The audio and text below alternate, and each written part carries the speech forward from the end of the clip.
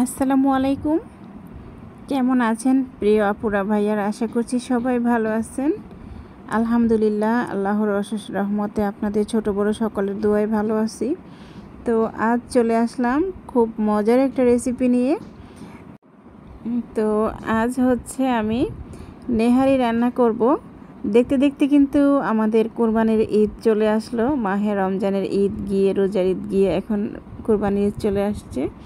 তো এই কোরবানির ঈদে আপনারা অবশ্যই অনেকে এই রান্নাটা করবেন, নেহারি, তাই না? খুব সহজভাবে আজকে আমি নেহারি রান্নাটা আপনাদের সাথে শেয়ার করব।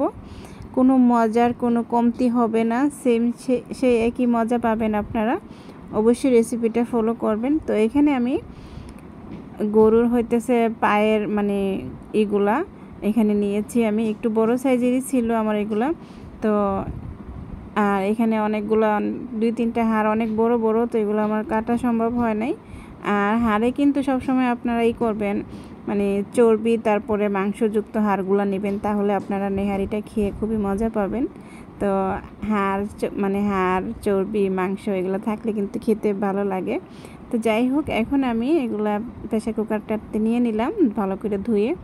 এখন দিয়ে দিচ্ছি 5-6টার মতো এলাচ, দিয়ে দিলাম 2 টুকরো দারুচিনি, দিয়ে দিলাম তেজপাতা, দিয়ে দিলাম 2 টেবিল চামচ রসুন পেস্ট, 2 টেবিল চামচ আদা পেস্ট।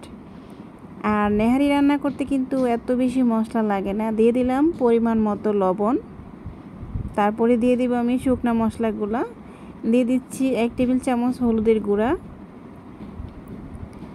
তো আর দিয়ে দিব আমি 1 থেকে 1.5 টেবিল চামচের মতো ধনিয়ার গুঁড়া।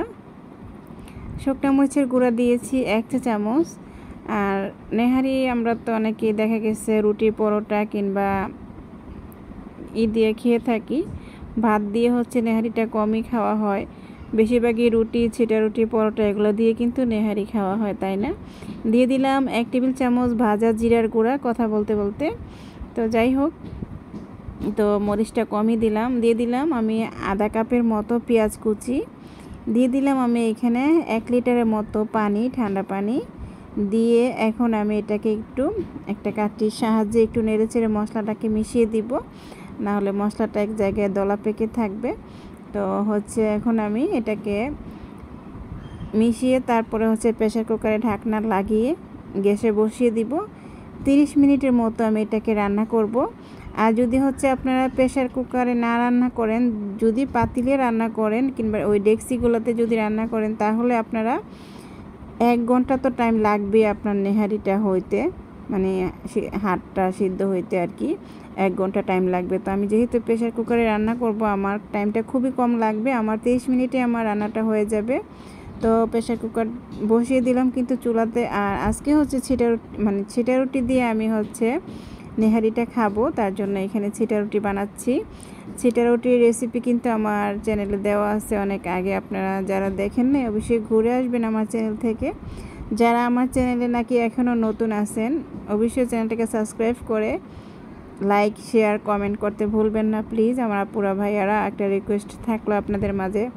তো যাই হোক, আমি এখানে হচ্ছে ছিটা রুটি বানিয়ে নিচ্ছি। ছিটা রুটি হচ্ছে আমাদের ব্রাহ্মণবাড়িয়াতে এটাকে এই নামেই বলে, ছিটা রুটি। চালের গুঁড়ি দিয়ে বানানো হয়। সিদ্ধ চাউল মানে আল্লা চাউল বেটে তারপরে এটাকে মানে এই পিঠাগুলো বানানো হয়। এক এক জায়গাতে এটার এক এক নাম আছে মনে হয়, আমার মনে হয়। তো আমরা তো ছিটা রুটি বলে থাকি। তো যাই হোক, আজকে নেহারি যেহেতু আমি ছিটা রুটি দিয়ে খাবো আমার বাচ্চাদেরকে নিয়ে, তো ছিটা রুটিটা বানিয়ে নিচ্ছি। তো রাতে আর ভাত রান্না করব না। যাই হোক, ছিটা রুটিগুলো হোক। আর অনেকগুলো হয়ে গেছে।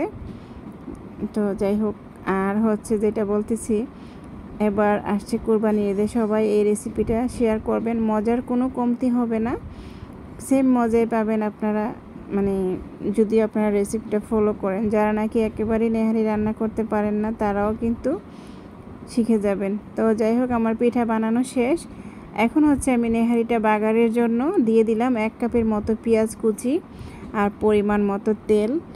এখন মানে বাগারটাকে খুব সুন্দরভাবে পেঁয়াজগুলোকে ব্রাউন কালার করতে হবে, যেন পুড়ে না যায়, খেয়াল রাখতে হবে। পেঁয়াজটাকে খুব সুন্দর একটা লালচে কালার, মানে একটু গোল্ডেন টাইপের কালার হলে আমরা হচ্ছে দিয়ে দিব। আর এদিক থেকে 30 মিনিট পরে আমি চলে আসলাম প্রেসার কুকারের ঢাকনাটা খোলার জন্য। তো দেখতেই পারতেছেন প্রেসার কুকারের ঢাকনাটা কিন্তু এখন আমি খুলে দিলাম। এর আগে অবশ্যই আমি একবার খুলেছি, সেটা আপনাদেরকে দেখানো হয় নাই। 20 মিনিট আগে আমি একবার খুলেছি। তো যাই হোক, খুলে তো আর কিছু করি না, শুধু নাড়াচাড়া দিয়ে দিয়েছি এতটুকুই। তো এখন হচ্ছে এটাকে বাগার দিয়ে দিব। 30 থেকে 35 মিনিটের মতো হয়ে যাচ্ছে বাগার পর্যন্ত আর কি। আপনার নেহারিটা রান্না হতে আমার টাইম লেগেছে হচ্ছে 35 মিনিট।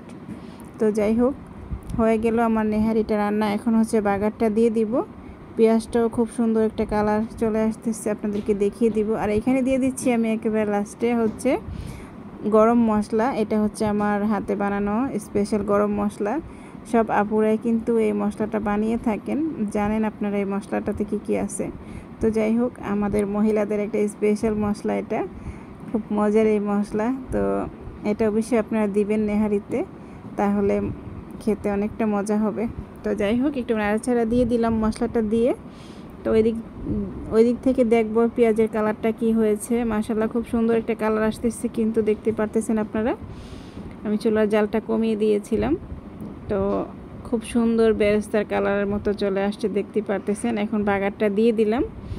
এখন হচ্ছে আপনাদেরকে আমি পরিবেশন করে দেখিয়ে দিব কেমন হয়েছে। আর আমার কথার ভিতরে অবশ্যই ভুল ত্রুটি হতেই পারে, তো অবশ্যই ক্ষমার দৃষ্টিতে দেখে নেবেন নিজেদের মানুষ কিংবা নিজেদের বোন হিসাবে। তো বাগার দেওয়া তো শেষ, এখন চলে যাব আমি এটাকে নিয়ে পরিবেশন করার জন্য। চলুন আপনাদেরকে নিয়েই যাই। একটা বড় বাটিতে আমি নেহারিটাকে নিয়ে নিলাম, নিয়ে উপরে দিয়ে দিব আমি ধনিয়া পাতা।